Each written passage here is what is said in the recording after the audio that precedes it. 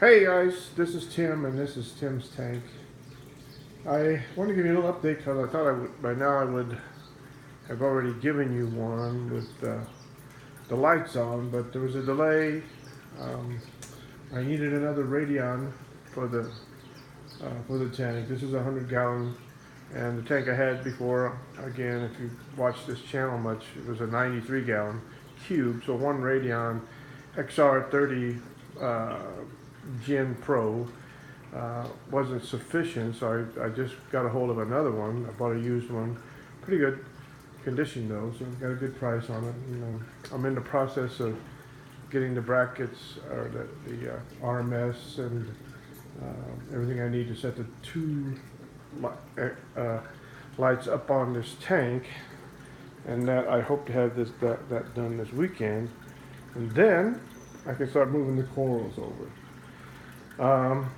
Right now, of course, it's been I put water in the tank first on April 7th, and then I slowly moved a couple fish at a time over to the tank, starting with the little clown, and then I added the wrasses and the blue tang, who's been with me since 2013.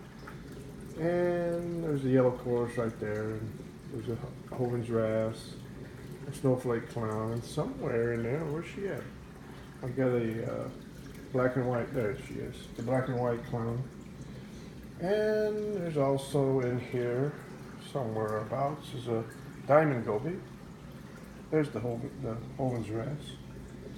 You notice I do have one coral in there. I had some pallies on a rock that I just thought I'd put over here for the time being, because you can see the only light I have on there right now is a light that I had off an old 65-gallon tank. It's just a plain white fluorescent light. And the only reason I put it on this tank was after I put the wrasse in, the two wrasses in, it was just too dark all the time. I mean, you don't need much light for fish, but at the same time the wrasses were getting kind of confused on when's daylight, when's nighttime. And so I wanted to put a little light on there, so I only turn it on for a few hours in the early evening, and it's usually off by about 9 o'clock. So now they're kind of oriented at what's day and what's night, and they're not sleeping at the wrong time and so forth. Let me show you what's going on down here sump-wise, and I did add the Apex Neptune 8 ATK, they call it. And I think I'm liking it so far. I had a little trouble with the programming to begin with, but I think I got it straight now. And I did put I moved the dose over here, and you can see the containers down there behind the mess of the wires, which I still got to do obviously some more cable management, but that's where the doses go. And so, and then I get some more cable management. I did a little bit over the past weekend, but I got to do some more. And so everything's, and of course I went ahead and put the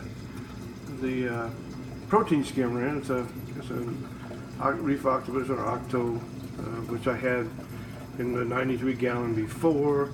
I also added a reactor, which right now I'm running Phosguard in, because I won't be using any, I'm not a refugium guy, Chaeto, Chalupa and that stuff, so I use reactors. So I've got another reactor which I may eventually put back in here, which is for biopellets. So we'll see how that goes. And this weekend I'll be picking up 3 more fish. I've got to drive. I'm in El Paso, Texas. I'll be driving up to Albuquerque to a fish shop up there that I like, because generally speaking, in times in the past that I've been able to get any livestock from, I've always gotten really good results from them. So they've got some fish that I wanted. I'm actually getting a couple more wrasses, a Solon tricolor fairy wrasse, they go by a couple of different names, and also an orange-back fairy wrasse. And I'll bring those back, and that'll probably be the extent of the wrasses, but I do like wrasses. And then I'm going to be bringing back a flame angel, and then we'll see what else they have. Now I know the flame angels, some people are kind of scared by the angels, whether they'll do damage to the corals or not, but I've had flames in the past, and they really didn't The ones that I had in the past didn't do much damage to my, or do any damage really to any corals that I had, and it's a favorite fish of my wife's, and I like them too. I like the color, of course, and as long as he behaves, then he'll find a good home in here when I bring him back. So, other than that, I guess I've changed the water now in this tank twice, 2 times. One about 2 weeks in, and I just did a 15-gallon water change on it yesterday. So I've done 2 water changes, and got calcium levels about 400 when I checked it this morning. The alkalinity was about right on 9. I didn't check I need to check the magnesium level, but I didn't do that yet. And then, along with those fish over the weekend, I'll get that. There's the one radion that's on a 40-gallon tank that my good friend Mike lent me when the tank had a real crash. And then I've got another one. I'll move that one over and put on top of this tank, along with one more Radion XR30, and those 2 should take care of it pretty well as far as I'm concerned. And the corals I have been doing surprisingly well. You know, when the tank busted open and you just got to throw everything into wherever you can get, everything really, for the most part, has done pretty well in this little tank while I've had them in here.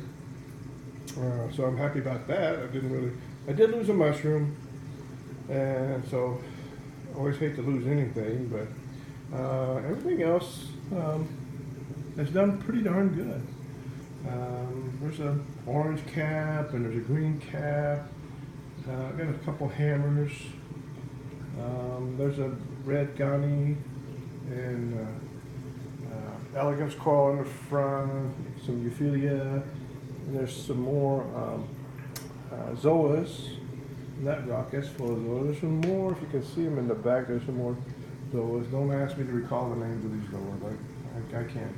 I know back there on that rock there's some blue tubs, and what the yellow one is, I don't remember the name. In the front here is Fire and Ice, and then sharing the rock with another colony. There's a couple war corals down on the bottom. Just picked up that plate coral the other day. Seems to be doing pretty good in this hastily set up tank. So the corals, and so when I get to, guess what I'm getting to is when I get the tank, the 100-gallon over here, when I get the lights on it, I'll be able to move all those corals over this weekend. So, and surprisingly, things have gone pretty darn well. It's still less than a month on this tank, and I started out with 18 colony, and that worked pretty good. And so we got it cycled right away. Obviously, the fish are pretty happy. The blue tang, you know, we've done that 93-gallon cube, and obviously he's a pretty good sized blue tang, and he really seems to enjoy this tank. It's just giving him a lot more swimming room, and he seems to enjoy it, and maybe the aquascape he enjoys going in and out of the caves and the coves here. So, everything's going okay. The next video update is going to be probably, I think, hopefully, when I get the lights up there and I get the corals moved over, which is kind of exciting because I'm not a 2-tank person, and I want to get everything over there and get out of this other tank so I can only have to worry about 1 tank. But that's going to be it for now, guys. Despite having a disaster about 2 months ago with the tank crash, we're up and running with the 100-gallon, and so far we're doing pretty good. There'll probably be some setbacks along the way, but we'll deal with those. And I'm feeling pretty good about what's happening with the tank. So I'll see you maybe in about a week or 2 when I get the lights up and the corals on. I'll put another update on. So if you haven't subscribed, hit the thumbs up, hit the bell, and follow me along as I move along with this tank and see what happens. Take care.